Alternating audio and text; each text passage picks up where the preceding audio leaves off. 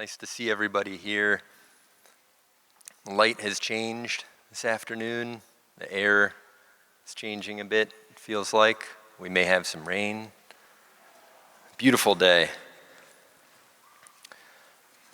I'd like to introduce each of our panelists in a moment, but just a brief word on transition into this panel. This group here, we talked about intending to reflect some of what was heard this morning in the other panel session. And I'm sitting with some questions around how did we get here with the systems we face today. Questions like this.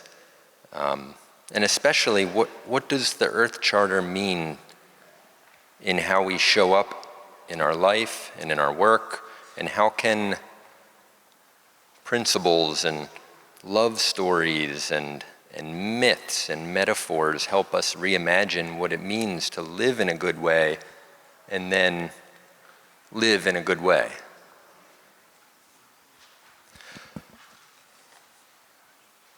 So our first speaker is a dear friend, Mandy Janoo. Thank you for being here. Mandy is from Vermont and has worked in many places all around the world. She is an economist and a systems change leader dedicated to building just and sustainable economies. She works with the Wellbeing Economy Alliance, We All, as an economics and policy lead, and she works with governments, civil society, and international organizations to advance strategies that prioritize human and ecological well-being over endless growth.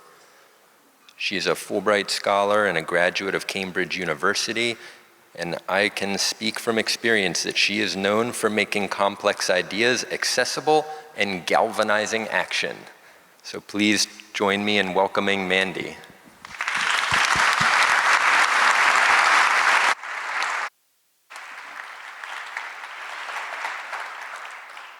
Good afternoon, everyone. I'll be honest that I actually really struggled preparing notes for this event, as I'm normally the optimist in the room, really advocating for, Stephen said, economic and political systems change to achieve the kind of beautiful vision articulated in the Earth Charter. And I know that this is meant to be a really hopeful celebration, but in this moment, I'm not feeling hopeful. I'm feeling angry. I'm feeling angry about the rise of fascism and the growing threat of world war, because I feel like we don't have time for this shit. The planet is on fire and ecosystems are collapsing, and that should really be the focus of all of our attention. I'm angry because I don't know what the point was of all of those Holocaust movies if we don't see the writing on the wall as our government builds concentration camps, abducts immigrants, brown people, poor people off the street, and sends the military to occupy our capital. But most of all, I'm angry at myself because I believe I was born in this moment of history for a reason, and I don't feel like I'm doing enough to stop it. I know that the current administration is intentionally creating these feelings of fear and anxiety and overwhelm so that we're paralyzed and submissive. And so I really didn't want to add any more to that stress. But I'm feeling this intense sense of urgency for us to stand up and to fight for democracy, for life, because I've lived in enough dictatorships to know that once civil liberties are lost, they're really hard to get back. I think the reason that we're not seeing the kind of mobilization we might expect in this moment is because the story of our time is the apocalypse myth. We see it in the crypto-libertarian philosophy of people like Peter Thiel, who accept mass extinction as a pathway to some type of feudal techno-state. We see it in the white Christian nationalists' celebrations of climate change, natural disasters, and Palestinian genocide as signs of the second coming of Jesus. But I also hear it from my fellow leftists, who seem to believe that once our economic system collapses, a socialist utopia will emerge. Or from environmentalists who call for mass population reduction as a necessary sacrifice for planetary health. And honestly, y'all, I'm pissed because the folks that I see proselytizing this apocalypse narrative most strongly tend to be privileged white people who have the luxury of believing that they will not only survive this culling, but somehow emerge out of the ashes as the philosopher king to guide us all. And I refuse to accept the level of death and destruction that is implied in this vision. And I will fight for the sacredness of all life until the day they come for me too.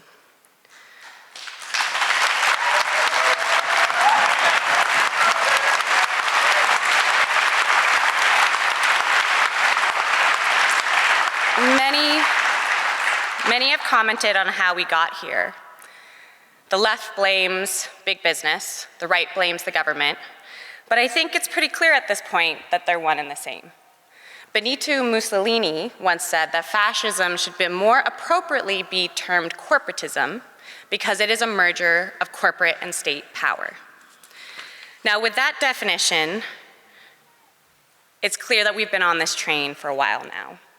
As a Princeton study found that since the 1980s, so for my entire life, the preference of the average American has had a near zero, statistically non-significant impact on public policy. So if democracy is meant to be majority rule, we haven't lived in a democracy for a while now. As with economic growth and stock market values as our North Star, we accepted the role of government as a henchman of private sector interests.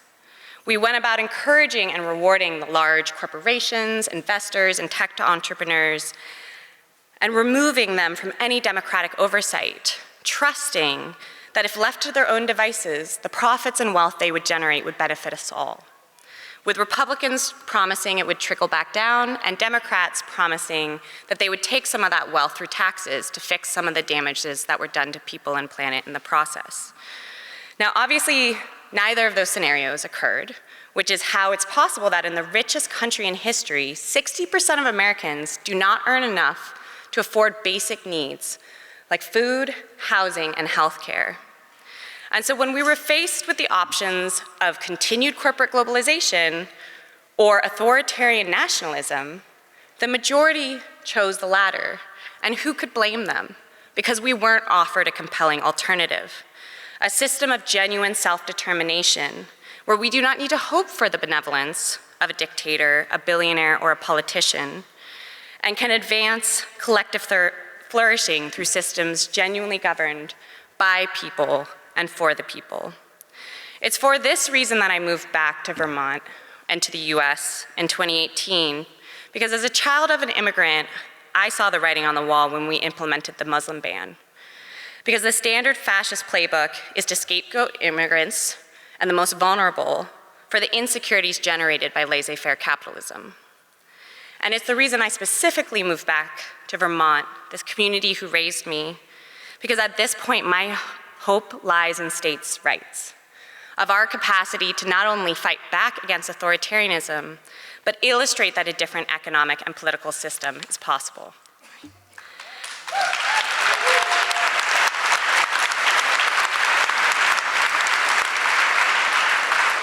When you ask Vermonters what they love about where they live, 9 times out of 10, they will say the community.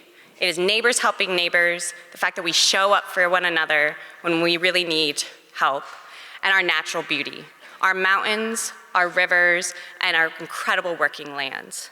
So let that be our new North Star and the criteria by which we evaluate our economy and the value of the ways that we produce and provide for one another. It's time to decentralize power and decision-making and to revitalize our town meeting structure so that we can actually illustrate a possibility of a system where people, not presidents, determine long-term goals and agendas, where the people, not Congress, are able to actually reallocate resources in line with their goals and objectives. It's time for us to be aggressively generous with our skills and resources and to build mutual aid networks so that when Trump threatens to cut our federal funding, which he will, we are clear that together we have everything we need, and there's no price at which we will sell our neighbors to ICE.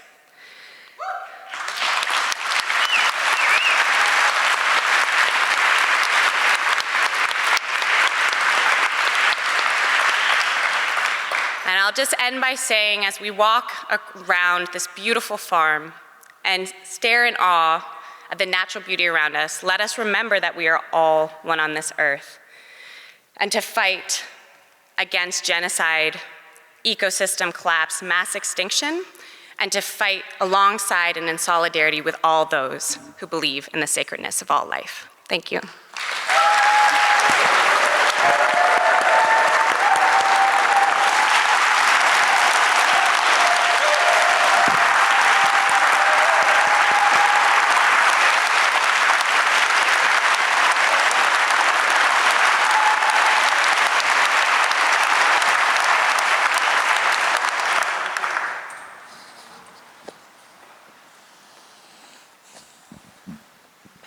Thank you, Mandy.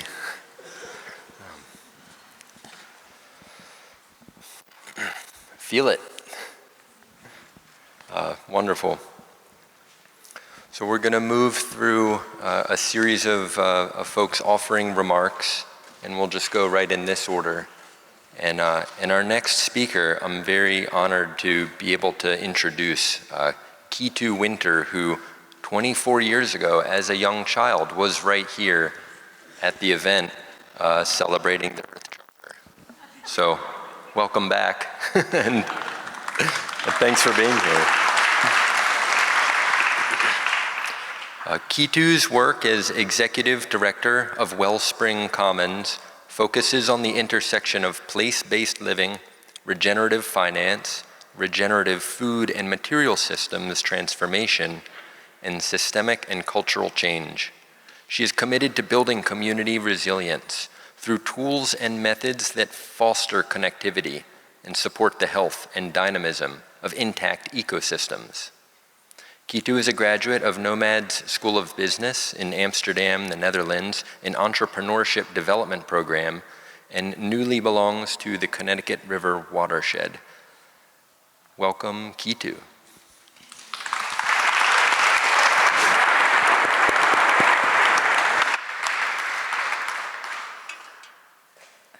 Hi. I have written and rewritten what I want to say today so many times that I actually scrapped the writing and have made a lot of notes. So bear with me for a second here while I get them all laid out.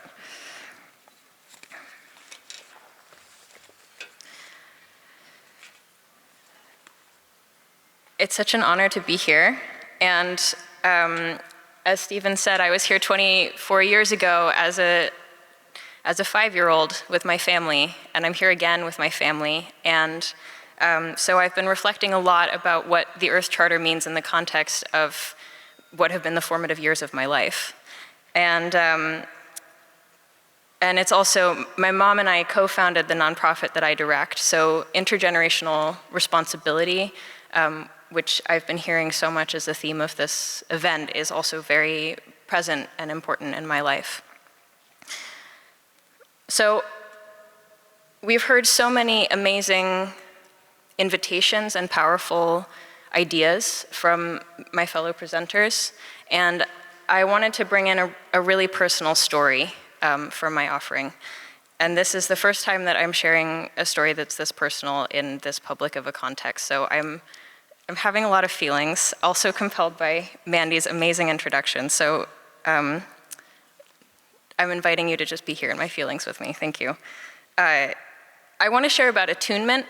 I think there are 3 parts of the Earth Charter that have been particularly resonant for me that I've really been considering as I'm thinking about what our way forward is. The first one is in the universal responsibility. The spirit of human solidarity and kinship with all life is strengthened when we live with reverence for the mystery of being, gratitude for the gift of life, and humility regarding the human place of nature. The second is, in the first clause, for respecting and caring for the community of life. The invitation that we recognize that all beings are interdependent and that every form of life has value, regardless of its worth to human beings. And the third is from the way forward,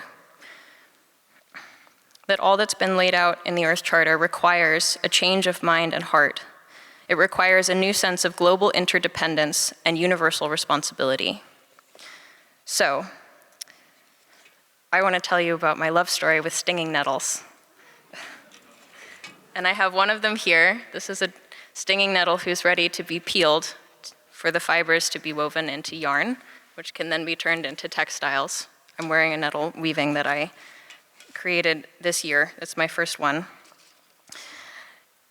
So, the nonprofit I direct, Wellspring Commons, one of our focuses is on how we meet our material needs from our place, and with an emphasis on how do we meet our material needs using our own skill sets and what's really available to us, which is stepping out of the kind of industrial, large-scale, commercial worldview. And I found out that stinging nettles are one of the oldest textiles known to humans. And we've been in relationship with them in many ways, from textiles to them as a medicinal plant. They're also incredible for balancing excess nutrients in the soil. They make incredible compost. There's this range of ways that stinging nettles are incredibly abundant and generous in every way. And most people in our culture today know them as a painful weed and want to avoid them and want to get them out of their gardens. So it's been a really interesting journey for me to dive into this, looking at not only the functions that stinging nettles can provide, but to actually begin to build a relationship with them. And it's turned into this surprising love story. And I think that love stories are the ways that point us to what matters and what excites us and what connects us to our life force energy. And each one of us has our own love stories. And that's really the way in to engaging with the changes that we need to see in the world. So here's a little bit about mine. Thank you. So I grew up drinking nettle tea that my mom made, and I'm gonna talk a little faster here because my timer's telling me I'm almost out of time. So nettles have been a friend in my life for as long as I can remember. And I got really interested in creating textiles from them last year. And this year I moved from my home of 27 years to a new ecosystem, to a new watershed, a new place. And this was a very big deal for me. And before I left, I was having these cravings for nettle tea. I was like craving nettle tea from around the house. And when I moved, so I was drinking it, and then when I moved to our new home, there were nettles right around the house who were like the welcoming beings for me, and they were the through line through the move for me. I visit them every morning, and I say hello, and I get to see who is living in their stems, how are they changing and growing as the seasons shift. And they have these really distinct life cycles, so it's also a marker of like, where are we in the seasons by being able to see this through the nettles. I'm invited by them to drink tea from their leaves, from their seeds. And as the summer passes, I'm invited to harvest their stalks and learn how to make the fiber. And I'm invited to harvest the stalks with my bare hands so that after I get stung, which hurts, there is this exquisite sensitivity to touch that opens up these ways of sensing for me that are not usually online, or not usually something I notice. And the more that I drink the tea, the more often that I drink the tea, the more I become attuned to the nettles and to their lived experience as a key member of the ecosystem. And so the more that I work with them and the more that I learn about them, the more I become attuned to them and to my place. This is one way I attune myself to my place. And the more our lives are completely interwoven with each other. I spin the nettles, my life, I bring them with me everywhere. And so my life is spun into the nettles. And as I eat them, I ingest them, I'm getting communications from them that they don't come through words, it doesn't come through the English language. It's a totally different somatic experience. Humans have incredible sensory capacities, most of which we have forgotten how to engage. And this contributes to this idea of separatism that is something that we really need to unlearn, which is hard. Yeah.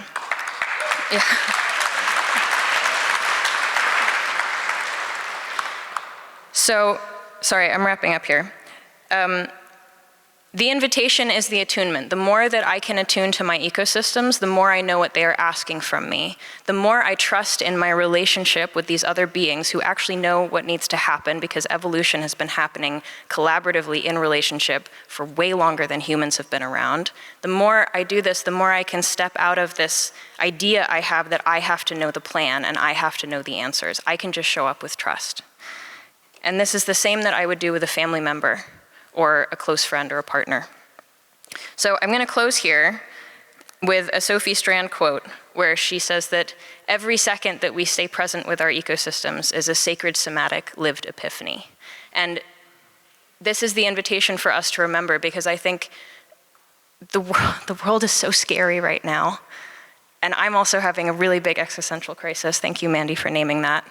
And the way that I show up and the way that I maintain my connection to, like, what the heck do I do here, is through being in relationship with my living earth community kin. So I share that in the hopes that that may provide some inspiration, and I share that with so much gratitude for being invited to be part of this event. Thank you.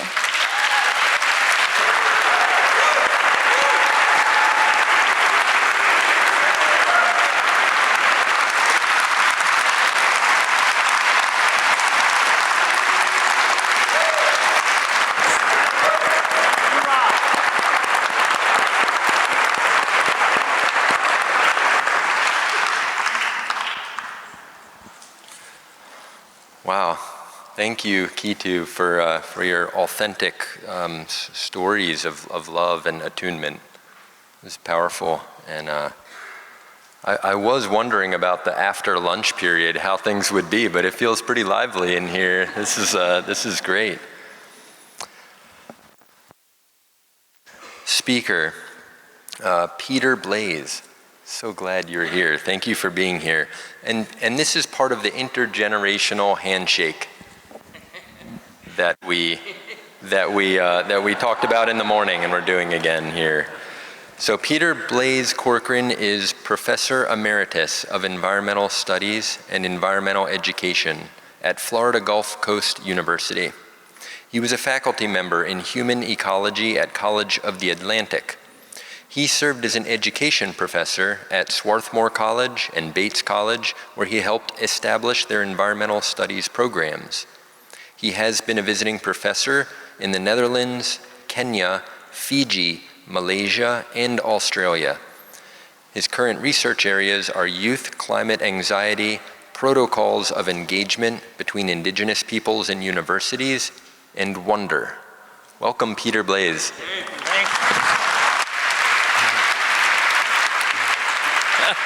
Thank you, Stephen. Thank you, Stephen. Thank you, Mandy, for bringing it on. And thank you for the love story, Keetu. And I have a bit of a love story to tell as well. I acknowledge that I'm on the traditional territory of the Wabanaki Confederacy, the people of the Dawn. And I want to say my current research position is at University of the Sunshine Coast in Queensland. And I'm assigned to the Gari Research Center. Gari is an amazing sand island, the largest in the world, and it's formed over millions of years through oscillations of sea level. The beach is undeveloped, 100 kilometers long. The island has virgin forests, lens lakes, and it's under the sovereignty of the Bachelor people, the traditional custodians who've lived in peace there for 60,000 years, or perhaps from time immemorial. Gari is also a princess.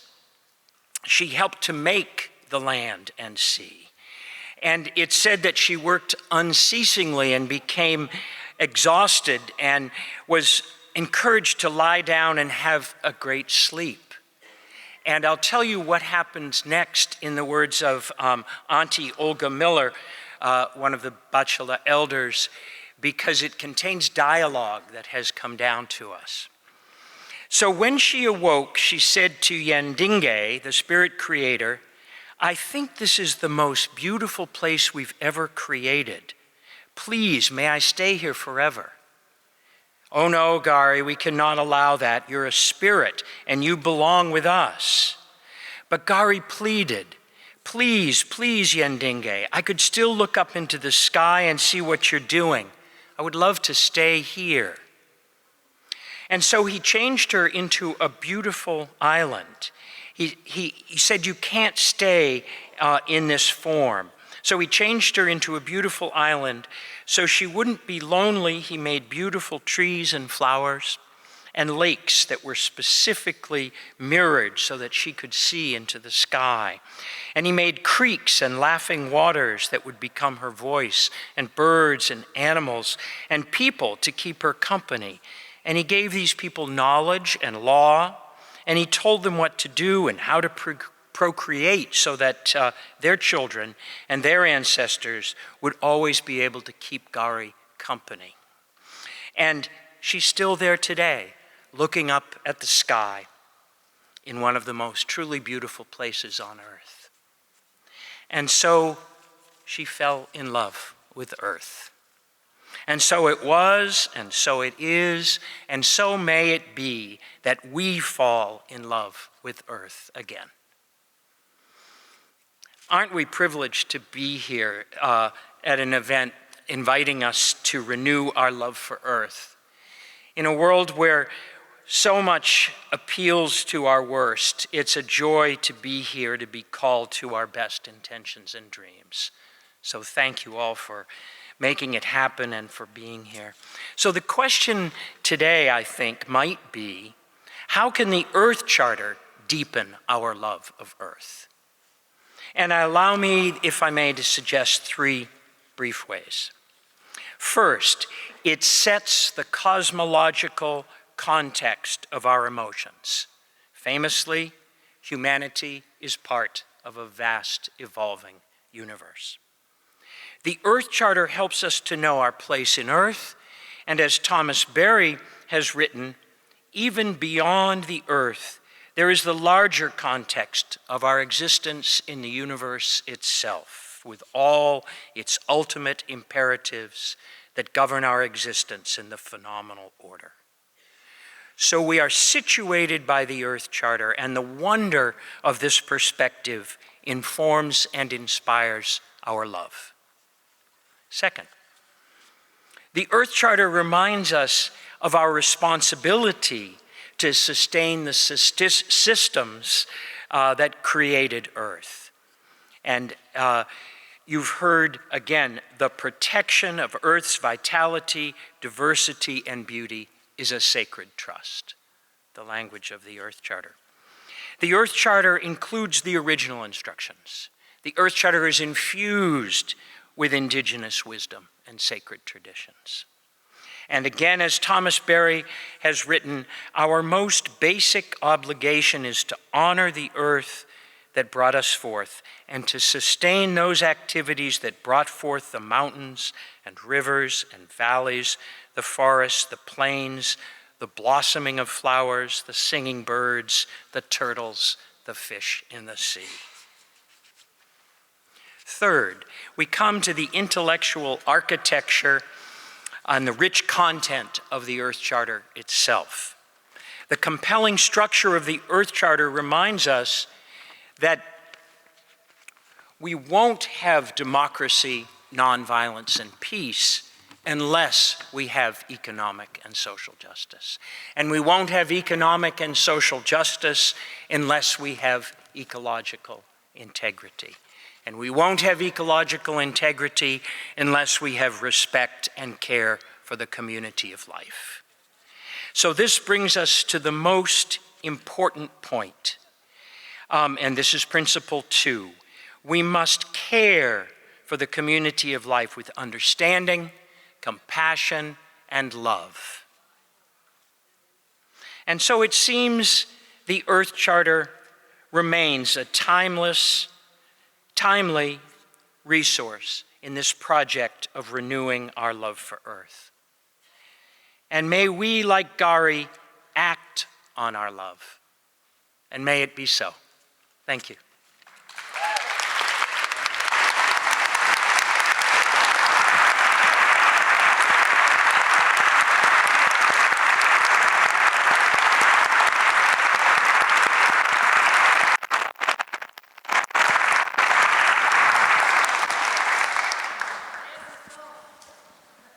Thank you, Peter Blaze. Our next speaker, and then we'll have some dialogue as well. I'm honored to introduce Amanda Bennett Rivera. Amanda has a background in international education, youth engagement, and sustainable development. Born in Costa Rica and raised in the US, she brings a global lens to her work. Amanda holds undergraduate and graduate degrees in experimental psychology, public policy, and environment, and her previous roles include program manager for the youth program at Earth Charter International, the Secretariat, and the Center for Education and Sustainable Development at the University for Peace. She has taught in Costa Rica, Peru, and the US, and I'm delighted that you're here with us today. Thank you, Amanda. Thank you. Hey, hello, Vermont. So this is my first time in 7 years at an Earth Charter event where the majority of people are Americans, and I am, as a fellow American, I am very happy to be at a place that feels so new to me. I've never been to Vermont before, but so familiar to see these words, these friends that I'm so familiar with, and to be at a place where we have a lot of common ground and and the shared vision for the future. So I also wanted to begin my story. I also wanted to begin with my personal story, which is also a love story with the Earth Charter and our community of life. I am the daughter of a woman who migrated from El Salvador to Costa Rica, fleeing a civil war. And then she had to move again and moved to the United States, where I was able to join her 5 years later because of the whole immigration process. So at the age of 10, I moved to South Carolina, which brought its own challenges, but also, sorry, I'm struggling with the microphone, but also so many opportunities. I studied psychology, then I realized that instead of myself helping the individual, I wanted to understand what was going on with our systems and how to fix them. So I moved to Maryland. I attended the University of Maryland, the School of Public Policy, and specialized in social policy. At a time I started in the year 2015, which is the year of the Paris Agreement, the year of the Sustainable Development Goals. And there was so much buzz going on, which left me graduating with having more questions at the end of my program than when I started, which is a good thing, but I knew I needed to find a way to put things together, to put all my interests together and to see where to go from there. So I graduated in the year 2017 at the beginning of the first Trump administration, and I decided that it was time to go back to Costa Rica and not related very much. And yeah, just connect back to my roots. There, I was able, 1 year later, I came in contact with the Earth Charter and I started working at the Secretariat and Education Center. Okay, so this is where my tale of love and friendship with the Earth Charter movement began. And I am here today also as the representative of the youth movement. And here, the main goal of this talk for me is to extend an invitation for all of you to, as we're doing here today, to renew our love for Earth, but also to renew our love for global cooperation and to come together. So at the University for Peace and the Earth Charter, I had so many opportunities for growth personally, but also so many learning opportunities. The Earth Charter Youth Program is not one of those youth programs that is siloed. We are part of the greater movement itself. Young leaders come from a variety of interests, personal and professional, and we are part of the entire family. This is a place where intergenerational cooperation really comes to life. For example, we have a researcher from Spain, Grian Cutanda. He has gathered stories and myths from around the world, coupled each story with an Earth Charter principle, and published books on it. He has included the Earth Charter youth. For example, some Earth Charter youth from China have collected stories for him. Some Earth Charter young leaders have translated, and he has even included a very active young leader and published his chapter in the third edition of the Earth Stories collection. So I think it's amazing that I'm part of a movement where young people from all over the world are able to have these opportunities to get published. We're also able to be part of an educational movement where we're standing on the shoulders of giants, learning from our elders, but also teaching and sharing our vision ourselves. Our Earth Charter Council now has an Earth Charter Young Leader as a member, so I'm very happy to share that news and excited to see where Phil Iki Okocha from Nigeria is going to take our movement. And we have a new Earth Charter Youth Coordinator, Maria, who is so excited to take the youth movement in a new direction, and I really can't wait to see where that goes. So, one of the people that I also learned from in the Earth Charter movement is Mr. Paul Lubers, who entered the Earth Charter world and took on a position of leadership after the passing of his father, Mr. Ruud Lubers, who is also one of the reasons why we're here today and why the Earth Charter was possible. So one day, Mr. Paul Lubers told me that he used to have a boss who would tell him that everyone knew at the company that if they had an idea and they presented it to the boss said, great, so what are you gonna do about it? How are you going to make it happen? So it's our time as young people to remember that. We have ideas, but how are we going to make them happen?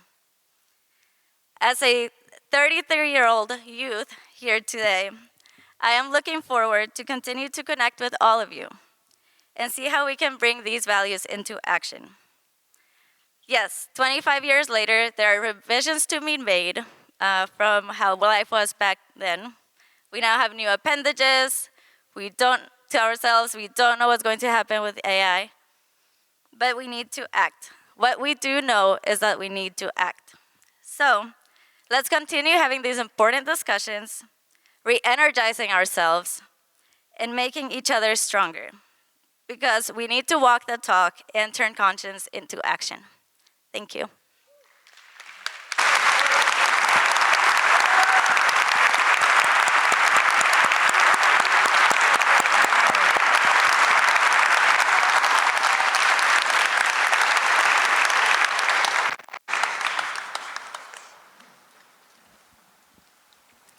So now we have some time for organic conversation and dialogue and responding to each other and some of what we've been hearing and feeling today. And I'll just pose a question to kick things off for the group.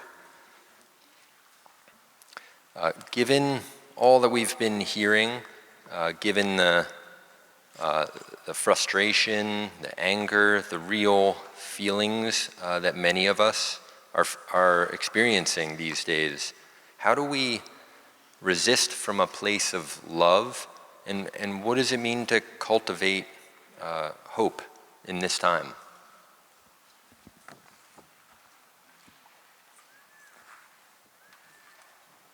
The old man could go first, I suppose. Because some of you will know I've been writing about the critical nature of hope for a long, long time, and radical hope, and having a linguistic crisis, running out of words for how important and desperate we are for hope. But I've really changed my mind about hope a lot, because I think in some ways, one of my areas of research is youth climate anxiety. And I work with so many young people in the South Pacific Islands and in Australia who do not have hope and do not want to hear a privileged old white guy talk about how important hope is.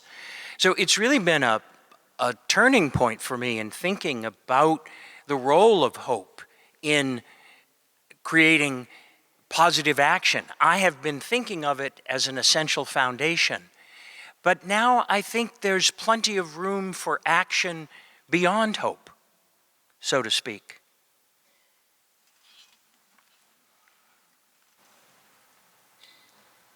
I might build on that and reframe it with gratitude for what you shared.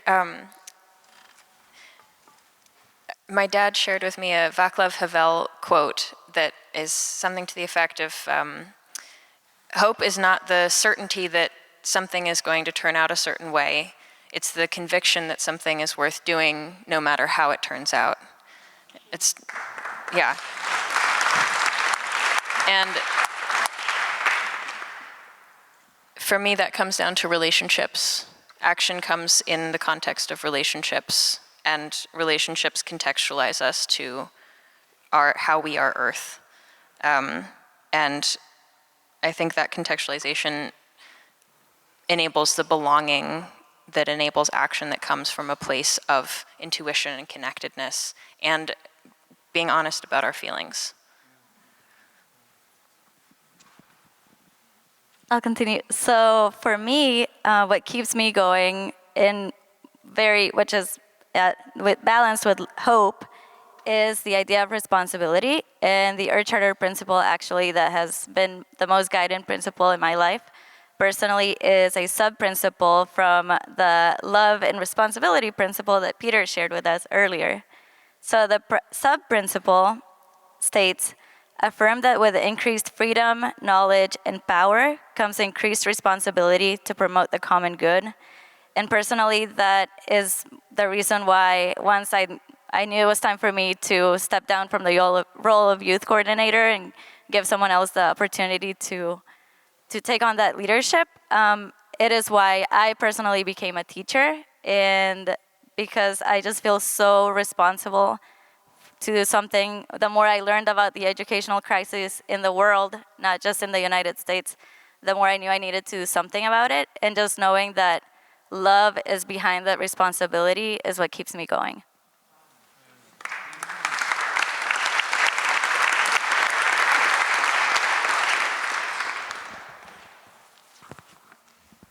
Well, now I'm thinking about some of the values and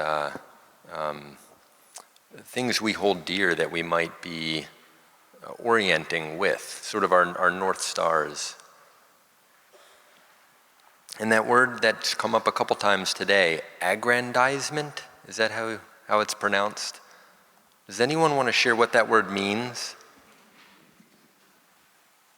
Does anyone have a definition?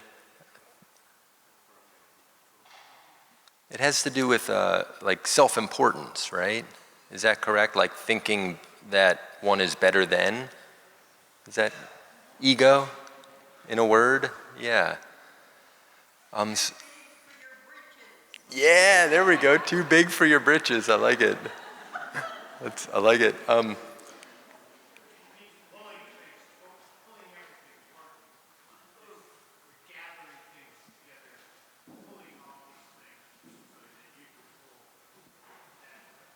Wow, like a pulling of things towards oneself.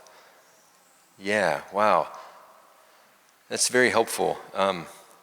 So I'm wondering, in terms of values, what's the opposite of that?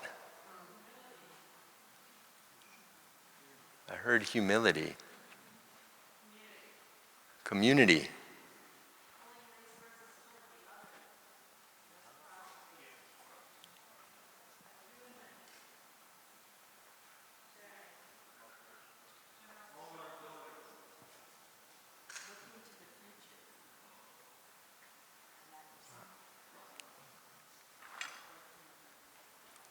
Yeah, looking to the future rather than oneself, which implies accountability to something beyond us, like greater than us, something we may never even meet, right? Grandchildren or great-great-great-great-grandchildren. So how does that motivate us? What does that mean for our love of Earth, and how do we live in alignment with those sorts of values? big questions. I apologize for the big questions.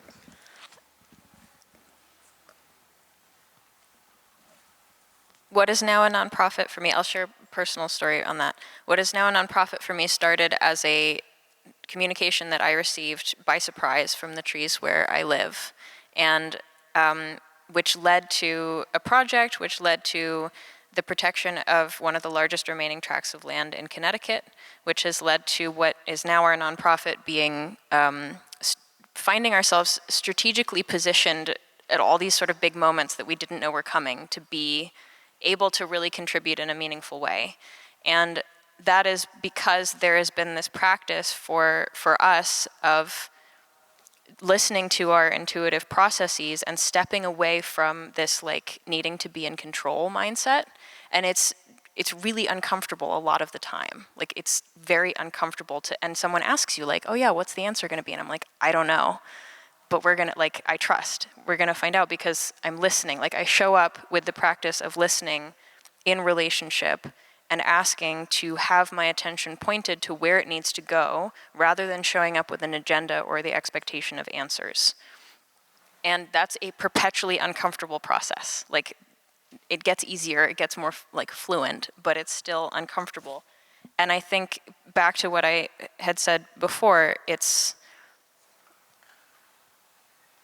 building relationships of trust changes everything, because when you have the foundation of trust, whenever something is asked or whenever you are being asked to step into a place of discomfort or unfamiliarity, you can lean on that trust to hold you when you're doing that.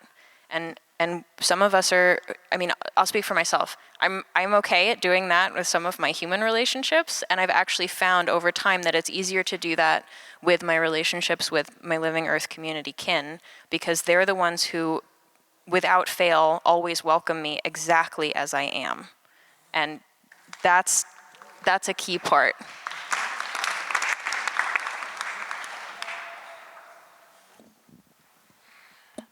I love that. I think that critical importance of like trust, and something I've been sitting with a lot was the opening with Tiokasin when he said, we need to stop learning about the earth and start learning from the earth. So I'm from South Stratford, Vermont, which is actually where Speth lives. Are you too? Nice, that first grade too, yeah. But it's, you know, it's growing up, it was about half and half back to the land hippies and like old school redneck Vermonters.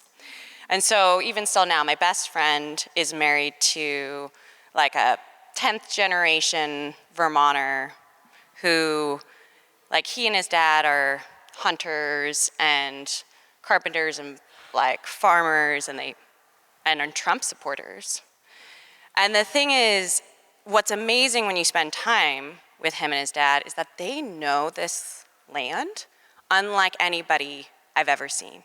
Like they really understand the wildlife and the changes that are happening from climate change. And I feel like when we talk about, or what Speth spoke about, of the need for a fusion of forces, I think we sometimes romanticize this idea of what it means to be Indigenous.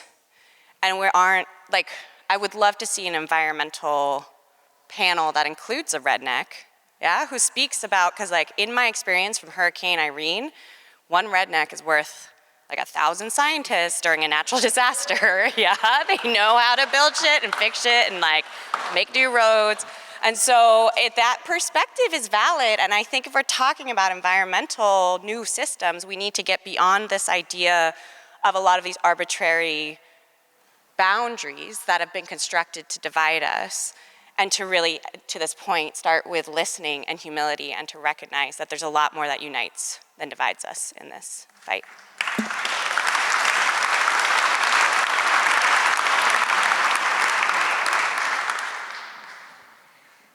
I'll comment on the self-aggrandizement. I think it's so difficult to change behavior. It's even more difficult than changing values. And all the acquisitiveness of our culture, the consumption.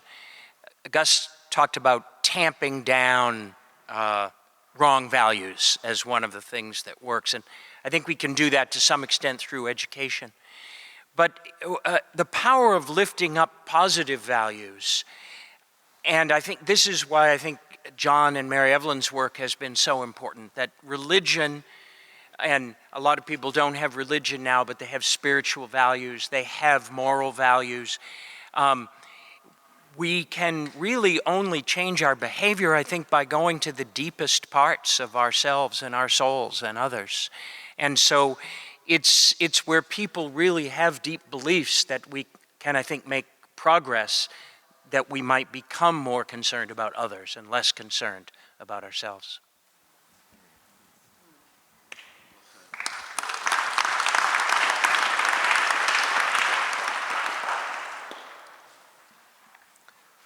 This brings to mind, I believe Bill McKibben may be speaking after this in a short bit, and I remember somebody asking him one time, what can I, as an individual, do about climate change? And I think his response was, be less of an individual.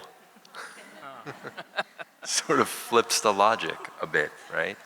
And be in relationship and love stories as a way into relationship with the world. I love how you described that, Keetu. Another thing that Tiokasin shared the other day was around love beyond concept. Like, what would it be like to convey it without words that are based on thinking? And what you have then is meaning and feeling, and there is intuition and relationship at the heart of it. And so for all of the people that are here today who might be wondering, like, what can we do? And we want to jump to doing something. If you had an opportunity to invite a barn full of 1,000 people to consider doing something, taking one step tomorrow, what kind of step might you invite them to take?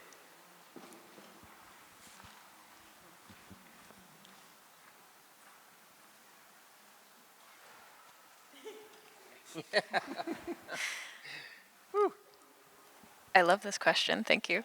I'm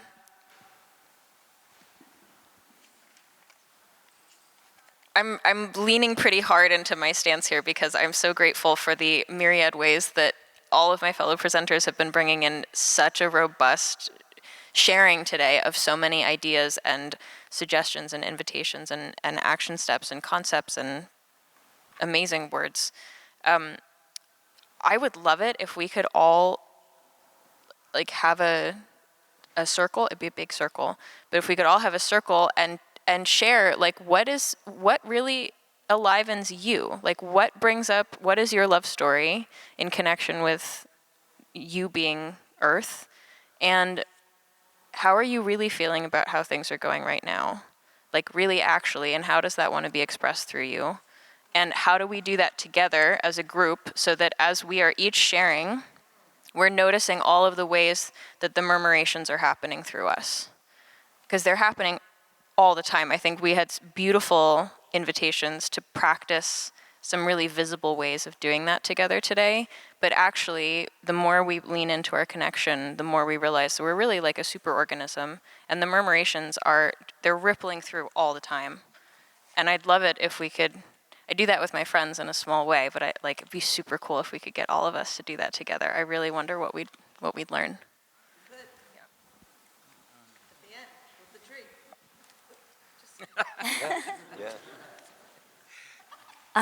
Yes, Stephen, I've been meaning to thank you all day since this morning when we had the walking meditation when we walked in, because I started taking care of myself spiritually once I joined this movement, and one of those ways is by learning from Plum Village as well. And I've listened to hours of the podcast, The Way Out is In, and they talk about the importance of walking meditation, and I know that it's a resource for me, but for some reason I've been putting it off a lot, and today was the first day that I actually did it.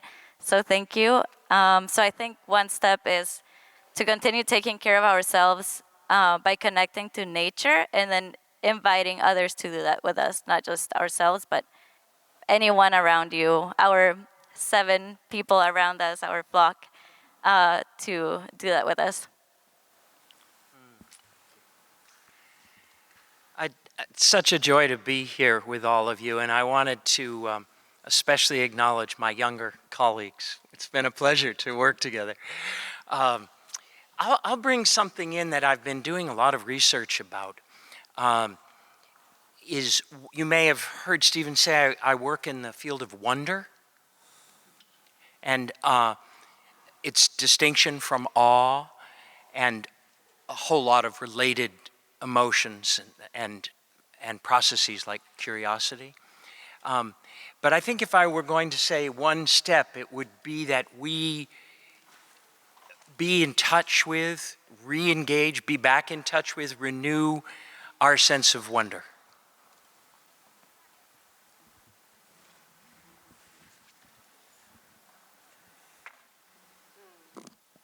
Oh, it's always so hard to choose just one thing. I was trying to find in the Earth Charter, there's something, and I had it on another one, but one line which was something to this, like a tune of, like once we feel secure in our needs, then we feel like we can like evolve beyond them in some way, something like that, yeah.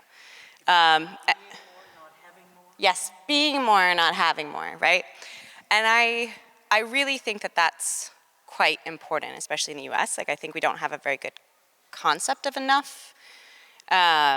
But I also think, particularly because of the thematic here, which feels like it's quite about like intergenerational responsibility, but also like support, it's important to be honest about the level of, we've had like the greatest wealth transfer to the older generation, and the younger generation is really struggling. They don't feel like they have enough. And so the housing crisis, healthcare crisis, all of these things. And I think there is often a tendency to want to make sure that you're providing that wealth to your next kid, like your kids. But if you can view all of us as your kids in some way, yeah, I think that that would be really wonderful. And think about, you know, selling your house into a housing trust, right? Or providing it at some other sort of way, or putting your retirement savings out of the stock market into a CDFI, right? Like these types of things that can ensure a more equitable distribution of income and the sort of necessary foundations for the type of consciousness shifting I think we are all hoping to see in the future. So thanks.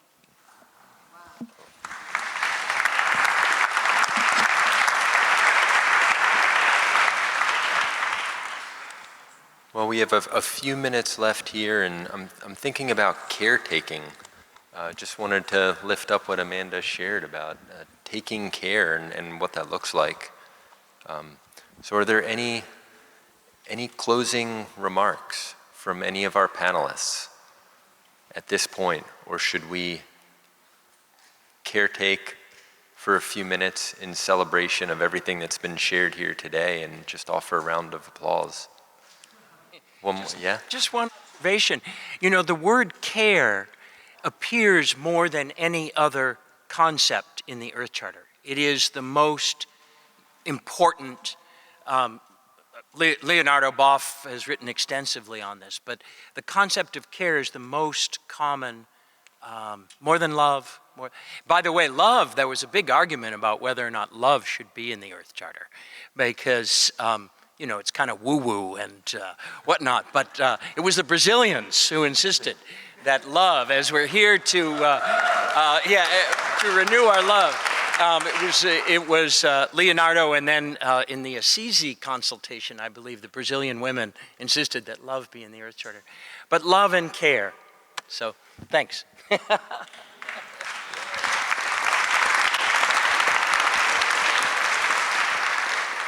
Seeing a time card, is it time?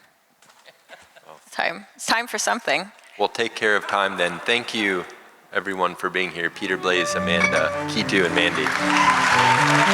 Thank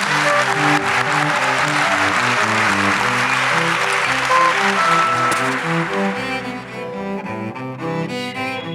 you.